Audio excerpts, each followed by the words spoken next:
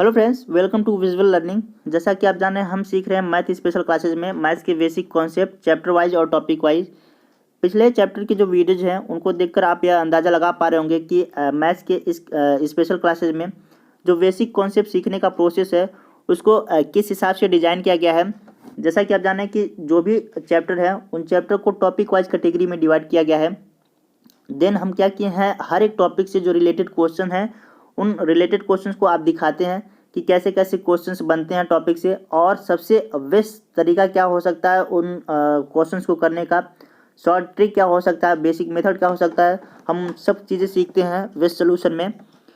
तो ओवरऑल हम कह सकते हैं कि मैथ्स की इस दुनिया में आपको बहुत कुछ नया सीखने के लिए मिल रहा होगा और बिल्कुल नए अंदाज में।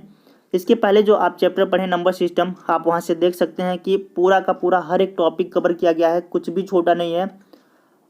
मेरा पूरा फोकस है कि कंप्लीट मैथ को हम कुछ इसी अंदाज में सीखा जाए ताकि जो मैथ से इंटरेस्ट है आपका बना रहे और यहाँ से बहुत कुछ चीज़ें सीख कर जाएँ। और मैथ के लिए जो चैनल की सर्चिंग है वो आपका उम्मीद करूँगा कि यहीं पर ख़त्म हो। देख लेते हैं कि हम नए चैप्टर क्या पढ़ने वाले हैं और उसमें क्या क्या चीज़ें सीखने हैं।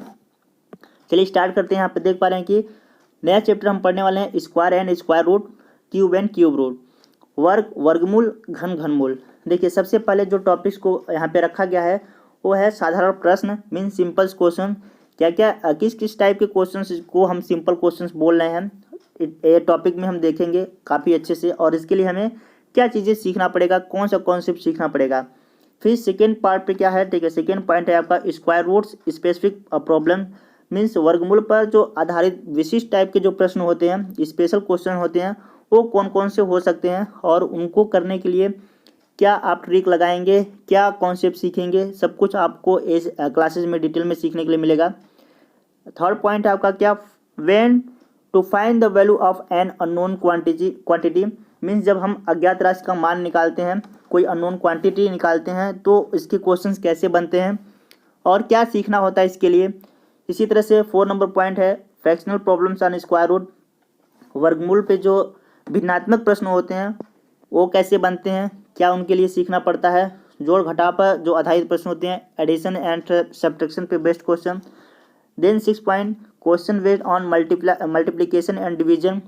7 पॉइंट प्रॉब्लम वर्ड्स प्रॉब्लम, ये बहुत इंपॉर्टेंट है, ठीक है, इससे भी क्वेश्चन काफ़ी पूछा जाता है वर्ड्स प्रॉब्लम से। नेक्स्ट पॉइंट हमारे पास क्या है, problem based on sum and difference of square, ठीक है। 9 नंबर पॉइंट देखिए, problem based on sum and difference of cube. और 10 नंबर पॉइंट हमारे पास क्या है, question based on both square and cube roots. तो काफ़ी इम्पोर्टेंट होने वाला है ये सेशन और बहुत कुछ यहाँ से हम सीखेंगे। और इस चैप्टर में आपको बहुत कुछ स्पेशल देखने के लिए मिलेगा, क्योंकि वर्ग वर्गमूल निकालना, घन घनमूल निकालना, इनके स्पेशल ट्रिक हम देखेंगे वैदिक मैथ्स से। काफ़ी मज़ा आने वाला है और बहुत कुछ यहाँ पे जो पॉइंट्स यहाँ पे 10 पॉइंट्स हैं, इनके अलावा भी आप कुछ बहुत कुछ यहाँ से सीखेंगे। चलिए स्टार्ट करते हैं और देखते हैं कि सबसे पहला हम टॉपिक लेते हैं सिंपल क्वेश्चंस। उससे पहले हम जानेंगे कि वर्गमूल क्या होता है, घन घनमूल क्या होता है। चैप्टर के बारे में जानना सबसे ज़रूरी है। सबसे पहले हम कहानी कहाँ से स्टार्ट करेंगे, वर्गमूल और घन घनमूल से। चलिए सबसे पहले हम जानते हैं स्क्वायर और स्क्वायर रूट क्या होता है। जैसा कि आप देख पा रहे हैं कि कोई भी संख्या जो खुद से मल्टीप्लाई करके जो प्रोडक्ट लाता है, उस प्रोडक्ट को ही हम क्या बोलते हैं, वर्ग संख्या बोलते हैं या स्क्वायर नंबर बोलते हैं। जबकि वो संख्या क्या कहलाएगा, वो संख्या उस प्रोडक्ट का वर्गमूल कहलाएगा या स्क्वायर रूट कहलाएगा। स्क्वायर रूट का सिंबल आप देख पा रहे हैं कि कुछ ऐसा होता है। ये सारी चीज़ें सबको पता होता है, फिर बताया क्यों जा रहा है, बताया इसलिए जा रहा है ताकि क्लास का एक माहौल क्रिएट हो पाए। जैसे कि इस चीज़ को हम एक एग्जाम्पल से समझते हैं, बहुत छोटे एग्जाम्पल से इस चीज़ को समझते हैं, क्योंकि बात भी बहुत छोटी सी है। जैसे मैं कहूँ कि 2 का, ठीक है, स्क्वायर क्या होगा, तो 2 क्या करेगा, 2 खुद से मल्टीप्लाई करेगा। समझ पा रहे हैं, 2 क्या करेगा, खुद से भाई मल्टीप्लाई करेगा। अब मल्टीप्लाई करने के बाद जो प्रोडक्ट लाया, प्रोडक्ट क्या लाएगा आप जानते ही हैं, सिंपल सी बात है कि ये लाएगा 4। अब ये 4 क्या कहलाएगा, एक वर्ग संख्या कहलाएगा, मीन्स स्क्वायर नंबर कहलाएगा। तो इस तरीके से देख पा रहे हैं कि 2 और 4 के बीच एक रिलेशन बनता नजर आ रहा है, ठीक है। अब उनको इस रिलेशन को कोई ना कोई नाम देना पड़ता है। जैसे मैं कहूँ कि 2 और 4 के बाद 2 और 4 की बात करें हम, तो भाई 2 और 4 के बीच एक रिलेशन है, ठीक है। कैसा रिलेशन है कि 4 क्या है, ठीक है, 4 है स्क्वायर नंबर इसका, इस 2 का। तो भाई 4 तो स्क्वायर नंबर हो गया, वर्ग संख्या हो गया, लेकिन 2 को क्या बोलेंगे, 2 को भी तो कुछ ना कुछ बोलेंगे, समझ पा रहे हैं। तो 2 को क्या नाम दिया जाता है, 2 को नाम दिया जाता है स्क्वायर रूट। क्या चीज़, स्क्वायर रूट किसका भाई, स्क्वायर रूट, ठीक है, इस वर्ग संख्या का, 4 का। समझ रहे हैं बात। अब देखते हैं कि किसी संख्या का वर्ग निकालने के लिए हमको करना क्या होता है। जैसे कि हमारे पास एक संख्या है 5, अगर मैं इसका वर्ग निकालना चाहूँ तो आप जानते हैं कि 5 क्या करेगा, खुद से मल्टीप्लाई करेगा, खुद से मल्टीप्लाई करेगा और एक प्रोडक्ट बनाएगा जिसको हम क्या कहते हैं, वर्ग संख्या बोलते हैं। समझ पा रहे हैं, ठीक है। ये क्या आएगा 25, यानी का जो 5 का जो वर्ग है, 5 का जो स्क्वायर नंबर है वो क्या हो जाएगा 25 होगा। अब यहाँ पे देख पा रहे कि किसी भी संख्या का इस तरह से मैं निकालना चाहूँ तो आप क्या करेंगे, ठीक है, वो संख्या खुद से मल्टीप्लाई करते हुए एक वर्ग संख्या बना लेगा, चाहे कुछ भी संख्या ले लें। समझ पा रहे हैं, जैसे मैं यहाँ पे 20 ले लेता हूँ, 20 क्या करेगा, खुद से मल्टीप्लाई करते हुए एक वर्ग संख्या बना लेगा, ठीक है। तो ये प्रोसेस आप समझ पा रहे हैं कि वर्ग संख्या निकालने के लिए करना क्या पड़ रहा है, मल्टीप्लाई करना पड़ रहा है, ठीक है। खुद से संख्या मल्टीप्लाई कर रहा है और एक प्रोडक्ट बना रहा है जो कि एक वर्ग संख्या हो रहा है। समझ आ रही बात। अब देखिए मैं आपसे कहूँ, जैसा कि मैंने आपको बता दिया कि जिस संख्या का हम वर्ग निकाल रहे हैं वो संख्या, इस वर्ग संख्या का क्या कहलाएगा, स्क्वायर रूट। क्लियर हो रही बात कि नहीं। अब देखिए अगर मैं कहूँ कि इस 25 का स्क्वायर रूट आपसे पूछूं तो आप डायरेक्ट बता सकते हैं कि 5 होगा, लेकिन 5 तक पहुंचने के लिए कोई ना कोई प्रोसेस तो होगा भाई। 25 से 5 तक पहुंचने के लिए कोई ना कोई प्रोसेस तो होगा। जैसे कि यहाँ पे वर्ग संख्या 25 तक पहुंचने के लिए आप क्या कर रहे हैं, 5 में 5 का मल्टीप्लाई कर रहे हैं, 6 का 6 में मल्टीप्लाई कर रहे हैं, 20 का 20 में मल्टीप्लाई कर रहे हैं। तो इसी तरह से एक वर्ग संख्या से हम स्क्वायर रूट तक पहुंचने के लिए कोई ना कोई प्रोसेस तो हम लेंगे। तो प्रोसेस क्या होता है, जो भी वर्ग संख्या होता है उस वर्ग संख्या को इस सिंबल के अंदर रखते हैं जिसको स्क्वायर रूट बोलते हैं, और क्या करते हैं कि इस वर्ग संख्या का पेयर बनाते हैं। समझ आ रही बात। अब अगर पेयर बन जाता है तो हम उस पेयर को क्या कर लेते हैं, बाहर कर लेते हैं। बस ये प्रोसेस होता है। समझ आ रही बात। यानी कि 5 को हम क्या लिख सकते हैं, 5 × 5 प्राइम फैक्टर के रूप में इसको हमने यहाँ पे लिख दिया। अब देख पा रहे हैं कि एक पेयर हमारा बन रहा है किसका, 5 का, और इसको हम ले लेते हैं बाहर। तो इस तरीके से क्या मिल गया, ये 5 हमारा आ गया और ये पता चल गया कि 25 का स्क्वायर रूट क्या होता है, 5। इतनी बात बहुत ही बेसिक सी है, समझ आया कि नहीं। चलिए आगे बढ़ते हैं। चलिए अब आपके दिमाग में एक अच्छा क्वेश्चन होना चाहिए कि आसान क्या है, वर्ग निकालना या वर्गमूल। तो देखिए आसान तो दोनों नहीं है। जैसा कि आप कहेंगे कि आपको लगता होगा कि 5 का स्क्वायर निकालने में क्या दिक्कत है, मल्टीप्लाई कीजिए डायरेक्ट आंसर आ जाएगा। समझ पा रहे हैं, ये तो छोटे छोटे नंबर्स हैं। जैसे मैं आपसे कहूँ कि भाई 28 का स्क्वायर निकालिए, समझ पा रहे हैं, तो आप जानते हैं कि 28 मल्टीप्लाई 28 आपको करना पड़ेगा। अब इसका मल्टीप्लाई करने में कहीं ना कहीं डिफ़िकल्टीज तो आपको लगेगा ना। तो इस तरीके से बड़े बड़े नंबर्स का जब स्क्वायर करेंगे तो आपको मुश्किलों तो आएंगी ही आएंगी। तो इन सारी चीज़ों का हम ट्रिक के मदद से देखेंगे कि कैसे स्क्वायर निकाला जा सकता है। रही बात वर्गमूल निकालने की, तो वर्गमूल निकालना भी काफ़ी मुश्किल ही होता है। अब अगर मान लीजिए इसी का क्या करना होता, आपको वर्गमूल निकालना होता तो इसका प्राइम फैक्टर करके आपको, ठीक है, पेयर बनाना होता। समझ पा रहे हैं। तो आसान दोनों नहीं है, ठीक है, और आपको प्रैक्टिस तो करना ही करना है। तो कुछ आपको क्या करना है, डायरेक्ट याद रखना है, कम से कम 30 तक तो स्क्वायर याद रखने हैं। जैसे यहाँ पे 1 से लेकर 30 तक हमने स्क्वायर लिख रखा है, तो ये तो याद होने ही चाहिए आपको। अब इसकी स्क्वायर रूट की बात करें तो आप जैसे मान लीजिए यहाँ पे 21 का स्क्वायर आप 441 आप लिख रहे हैं, तो आप 441 का स्क्वायर रूट डायरेक्ट बता सकते हैं ना कि ये 21 का है। मतलब एक चीज़ अगर आपको याद है, स्क्वायर याद है, तो इसका स्क्वायर रूट भी आप बता सकते हैं कि ये किसका, किसी स्क्वायर नंबर का स्क्वायर रूट क्या होगा। समझ पा रहे हैं। जैसे मान लीजिए ये 676 है और आपको पता है कि ये किसका स्क्वायर है, तो 676 का स्क्वायर रूट भी तो बता सकते हैं कि 26 इसका स्क्वायर रूट होगा। तो इस तरीके से आपको क्या होगा, स्क्वायर और स्क्वायर रूट को कन्वर्ट करने में काफ़ी सहजता महसूस होगी अगर आप 1 से लेके 30 तक स्क्वायर याद करते हैं तो। समझ पा रहे हैं। बाकी हम ट्रिक की मदद से 1 से लेके 100 तक के इस चीज़ों को देखेंगे कि भाई कैसे हम स्क्वायर निकालते हैं। लेकिन मैथ सीखना मतलब ये नहीं होता है कि सारी चीज़ ट्रिक पे बेस्ड होती हैं। ट्रिक आपका क्या करता है, केवल कैलकुलेशन फास्ट कर सकता है, कॉन्सेप्ट नहीं सिखा सकता है। क्लियर हो रही बात भाई। तो ट्रिक पे अभी हम बाद में जाएंगे जब हमें पूरे कॉन्सेप्ट क्लियर हो जाएंगे कि एक मैथ के चैप्टर में क्या क्या करने होते हैं, क्या क्या चीज़ें पढ़ने होती हैं, क्या क्या चीज़ें जानने होते हैं। जब वो सारी नॉलेज हम कलेक्ट कर लेंगे फिर हम कैलकुलेशन को फास्ट करने के लिए ट्रिक की मदद लेंगे। क्लियर हो रही बात कि नहीं। चलिए आगे बढ़ते हैं और देखते हैं कि स्क्वायर निकालने के लिए क्या क्या स्क्वायर रूट निकालने के लिए जो हम पेयर बनाते थे इस सिंबल के अंदर, उसके लिए क्या क्या प्रोसेस करने पड़ते हैं, मीन्स कितने तरीके से हम क्या कर सकते हैं। ठीक है, इस सिंबल के अंदर हम पेयर बना सकते हैं। स्क्वायर रूट निकालने के सिंपल सी भाषा में बात करूं तो कितने तरीके हो सकते हैं। क्लियर हो रही बात आपको। चलिए अब देख लेते हैं कि वर्गमूल निकालने की कौन कौन सी विधियाँ होती हैं। जो स्क्वायर रूट होते हैं वो कौन कौन से मेथड से हम फाइंड आउट कर सकते हैं। सबसे पहले हमारे पास क्या है, ठीक है, फैक्टराइजेशन मेथड, देन हम डिवीजन मेथड। ये दो मेथड का यूज करके हम किसी भी संख्या का स्क्वायर रूट निकाल सकते हैं।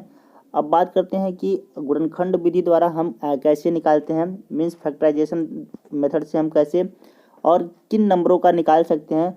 तो इसमें आप देख पा रहे हैं कि केवल पूर्ण वर्ग जो संख्या होती हैं, परफेक्ट स्क्वायर नंबर, उन्हीं का केवल हम वर्गमूल निकाल सकते हैं फैक्टराइजेशन मेथड से, गुणनखंड विधि से।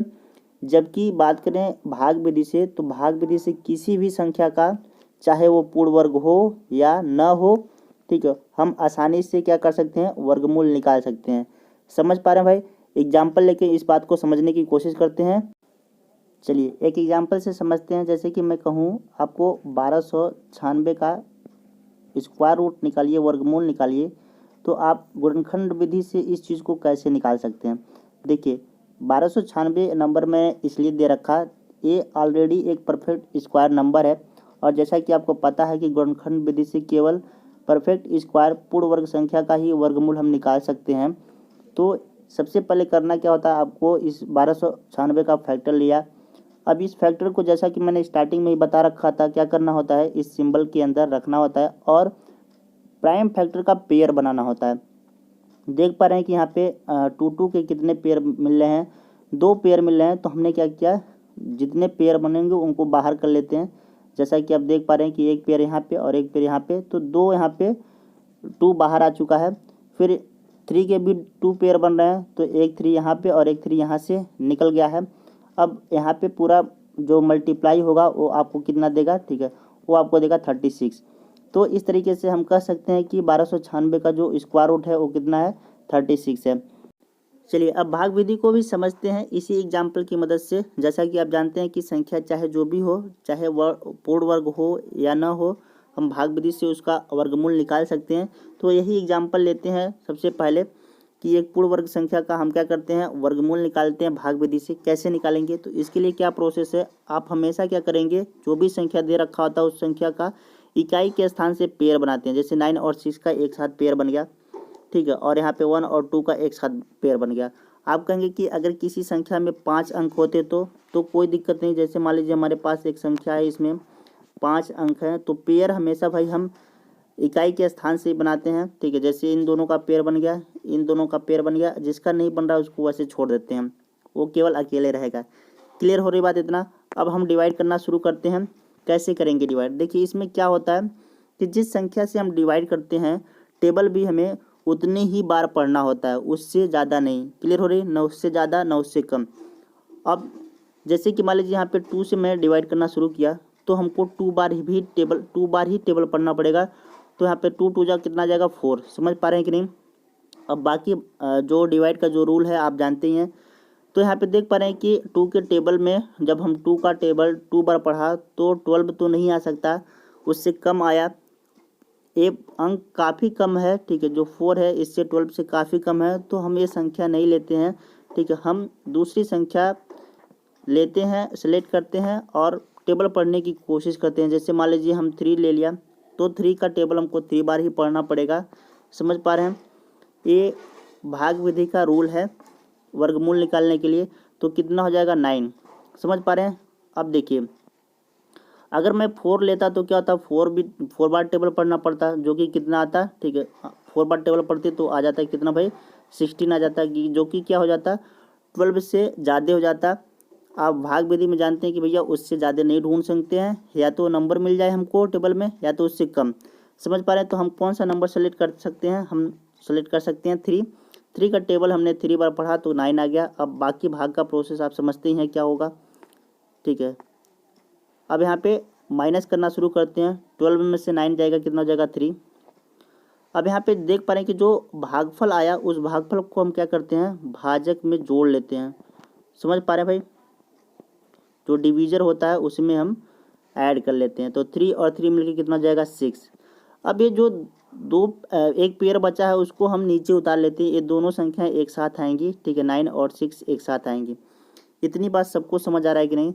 अब देखिए क्या करना होता है, फिर वही काम अगेन हम कुछ ऐसा संख्या ढूंढेंगे जो क्या करेगा, उतनी ही बार हमको टेबल पढ़ना पड़ेगा। समझ पा रहे हैं कि भाई?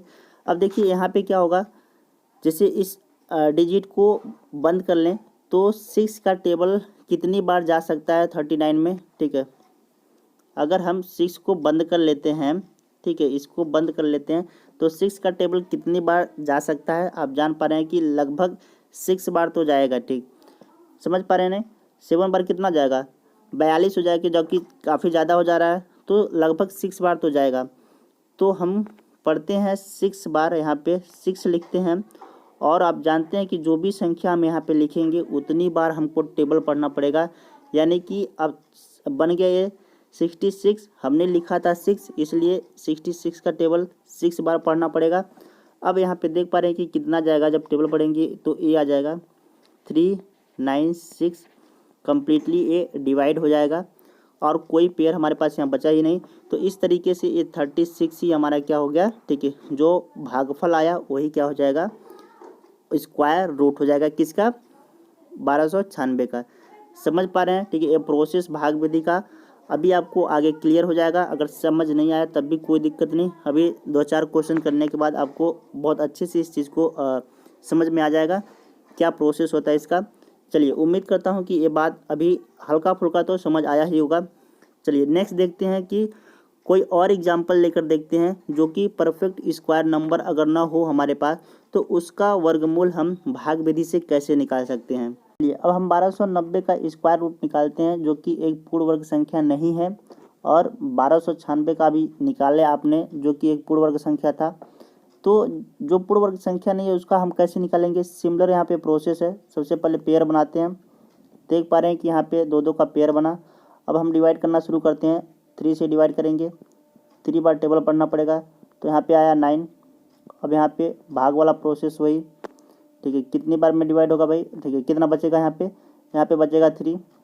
अब यहाँ पे एक पेयर को बुला लेते हैं जो कि कितना है आपका 90, और यहाँ पे जो भागफल आया उसको यहाँ पे जोड़ भी लेते हैं तो कितना हो जाएगा 6। अब फिर हमें वही कुछ नंबर सोचना पड़ता है, और जो सोचेंगे उतनी बार हमको मल्टीप्लाई करना पड़ेगा। समझ पा रहे हैं? तो कौन सा नंबर आप सोचेंगे, 5 आ जाएगा, ठीक है। एक नंबर यहाँ पे 0 को अगर आप बंद करके सोचते हैं तो 6 का टेबल कितनी बार पढ़ सकते हैं, 5 लेना पड़ेगा, ठीक है। अब जो संख्या हमने यहाँ पे लिया उतनी ही बार हमको टेबल पढ़ना पड़ेगा, यानी कि 65 का टेबल 5 बार पढ़ेंगे तो कितना मिलेगा आपको, मिलेगा आपको 325। सब्ट्रैक्ट करेंगे कितना बचेगा आपको, यहाँ पे देखिए यहाँ आपका बचेगा 5, यहाँ बचा 8 में से 2 गया 6, यानी कि 65 बचा। अब आपके पास यहाँ पे कोई भी पेयर नहीं बचा है तो आप क्या करेंगे, यहाँ पे पॉइंट लगा के 0 बढ़ाकर पेयर बना सकते हैं। समझ पा रहे हैं कि नहीं? ठीक है, यहाँ पे देख पा रहे हैं चाहे जितना अपने मन मुताबिक 0 बढ़ाकर पेयर बनाते रहिए, कोई दिक्कत नहीं। यानी कि यहाँ से एक 0 के पेयर को हम बुला लेते हैं तो यहाँ पे कुछ कैसे दिखेगा, यहाँ पे 6500 दिखेगा। अब जो चीज़ यहाँ पे भागफल जितना गया उतना हमको जोड़ना भी होता है, ठीक है हम जोड़ लिया भाई। कितना हो जाएगा 5 5 10 और यहाँ पे हो जाएगा 7 70 हो गया। क्लियर हो रही बात भाई। अब हमें कितनी बार डिवाइड करना होगा, कितना कौन सा नंबर सोचना होगा, तो यहाँ पे क्या कर सकते हैं, ठीक है, यहाँ से एक नंबर डिलीट कर सकते हैं और यहाँ से 2 नंबर डिलीट कर सकते हैं, ठीक है। तो आपको कितना मिला 65 दिखा। तो 7 का टेबल कितनी बार पढ़ सकते हैं, 7 का टेबल लगभग आप 9 बार पढ़ सकते हैं।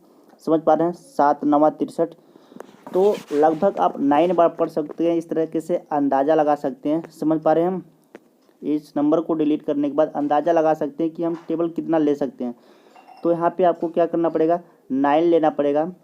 अब यहाँ पे पॉइंट लगाए हैं तो यहाँ पर भी आपको पॉइंट लगाना पड़ेगा। क्लियर हो रही बात कि नहीं, यहाँ पे पॉइंट लगाए हैं तो यहाँ पे भागफल में भी पॉइंट लगाना पड़ेगा।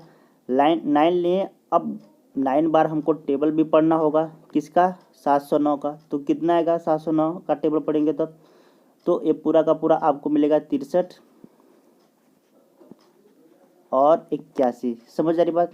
अब सब्ट्रैक्ट करेंगे तो कितना मिलेगा, ठीक है, सब्ट्रैक्ट करेंगे तो आपको मिलेगा ये चीज़ क्या दिखेगा भाई, आपको दिखेगा यहाँ पे 9, यहाँ पे क्या दिखेगा 1 और यहाँ पे क्या दिखेगा 1, ठीक है। फिर यहाँ पे 0 का एक पेयर बुला सकते हैं। तो इस तरीके से देख सकते हैं भाग के प्रोसेस को ऐसे आगे बढ़ा सकते हैं चाहे जितनी बार। अब दशमलव के 3 डिजिट तक कहेगा, दशमलव को 2 डिजिट तक कहता है, ज़्यादा से ज़्यादा हम दशमलव के 3 डिजिट तक निकालते हैं, इससे ज़्यादा नहीं। तो इस तरीके से एक जो पूर्ण वर्ग संख्या नहीं था उसका भी हम किस तरीके से वर्गमूल निकाल सकते हैं, यहाँ पे देख सकते होंगे। अब हम चेक करेंगे कि किसी दशमलव संख्या का अगर हमको वर्गमूल निकालने के लिए बोला जाए तो कैसे इस चीज़ को निकालेंगे।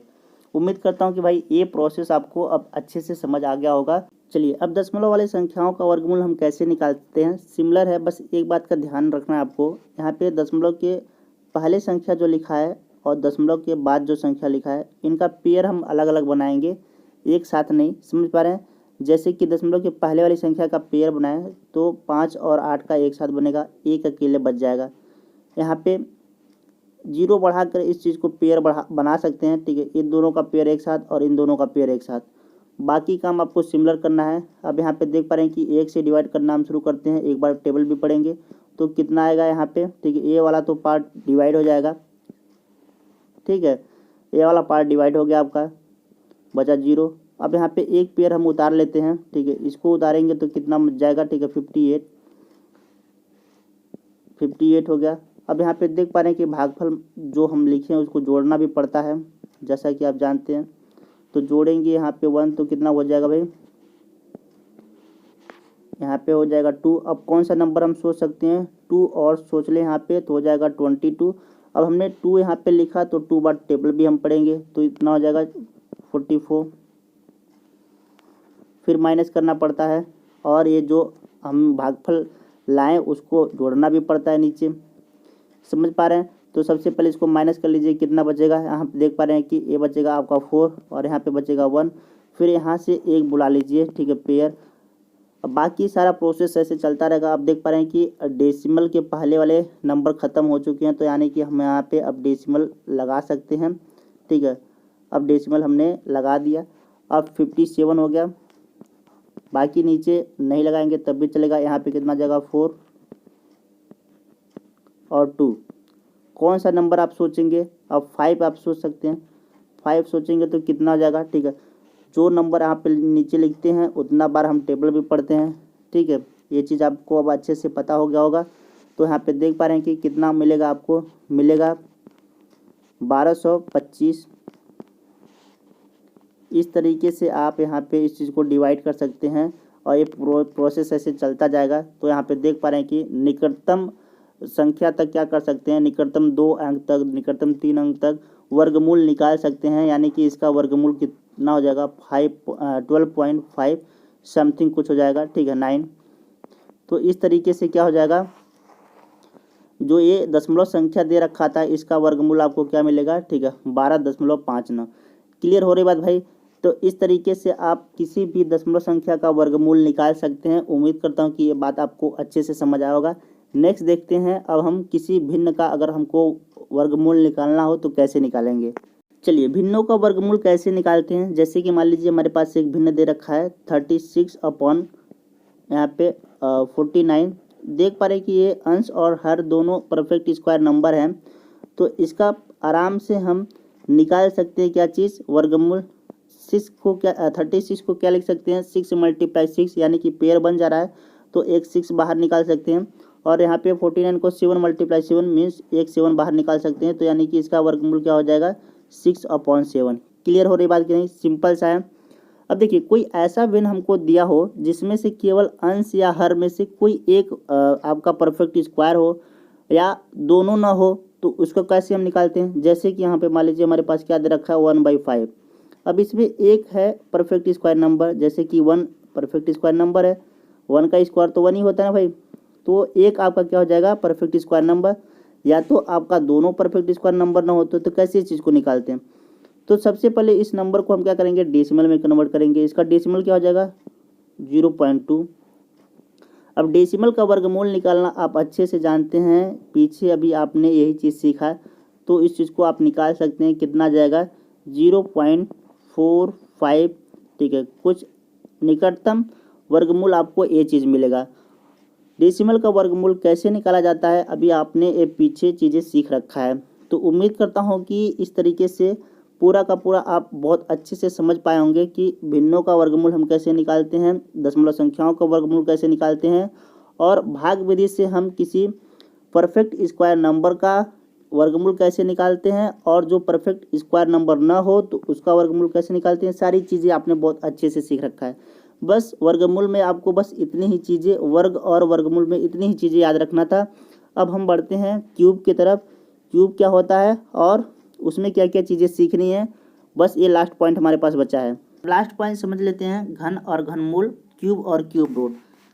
जब कोई संख्या खुद से 2 बार मल्टीप्लाई करके जो प्रोडक्ट बनाता है, वो प्रोडक्ट ही उस संख्या का क्या कहलाता है, घन कहलाता है, क्यूब कहलाता है। जबकि वो संख्या उस प्रोडक्ट का क्या कहलाएगा, घनमूल कहलाएगा। समझ पा रहे हैं, ये रहा आपका घनमूल का सिंबल, इसको ऑलरेडी आप पढ़ चुके हैं। एक एग्जाम्पल से इस बात को समझने की कोशिश करते हैं।